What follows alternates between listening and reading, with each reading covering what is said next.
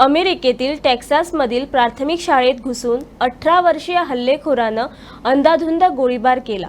या गोळीबारात 21 जणांचा मृत्यू झाला असून त्यात 3 शिक्षक आणि 18 विद्यार्थ्यांचा समावेश आहे।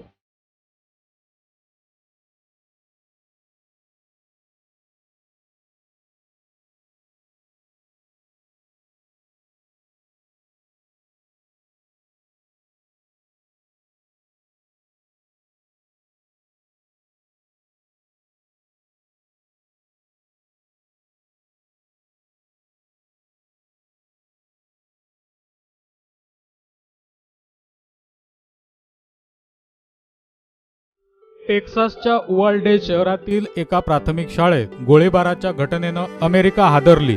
18 वर्षांच्या एका हल्लेखोरानं अंधाधुंद गोळीबार केला। या हल्ल्यात 18 विद्यार्थी आणि 3 शिक्षकांनी आपले प्राण गमावले। दरम्यान पोलिसांनी हल्लेखोराला ठार केलं। तो उवाल्डे हायस्कूलचा विद्यार्थी होता। शाळेत जाण्याआधी हल्लेखोरानं आपल्या आजीला गोळी घातली। त्यानंतर त्यांना सॅन अँटोनिया रुग्णालयात उपचारासाठी दाखल करण्यात आलं। आजीला गोळी घातल्यानंतर हल्लेखोर फरार झाला होता।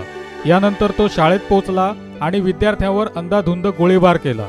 टेक्सासच्या सार्वजनिक सुरक्षा विभागानं दिलेल्या माहितीनुसार गोळीबार करण्याआधी हल्लेखोरासोबत 2 घटना घडल्या। सर्वात आधी त्यानं आपल्या आजीला गोळी घातली, नंतर शाळेजवळ एका वाहनाला धडक दिली। अधिकाऱ्यांनी दिलेल्या माहितीनुसार शाळेत घुसण्याआधी हल्लेखोरानं बुलेट प्रूफ जॅकेट घातलं होतं, तसंच हातात बंदूक होती।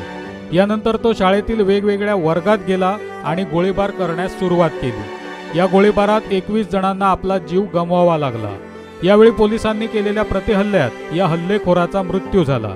दरम्यान अमेरिकेचे राष्ट्राध्यक्ष जो बायडन यांनी गन लॉबी विरोधात कारवाई करण्याची वेळ आल्याचं म्हटलंय। या दृष्टीनं प्रत्येक अधिकाऱ्याला काम करावं लागेल असं ते म्हणाले। आज अनेक आईवडील आपल्या मुलांना पुन्हा पाहू शकणार नाहीत। मुलांना गमावण्याची ही वेदना आपल्या शरीरातून आत्मा काढून घेण्यासारखी आहे असं बायडन म्हणाले। दरम्यान अमेरिकेत सामूहिक गोळीबाराच्या घटनांमध्ये वाढ झाल्याचं दिसून आलंय।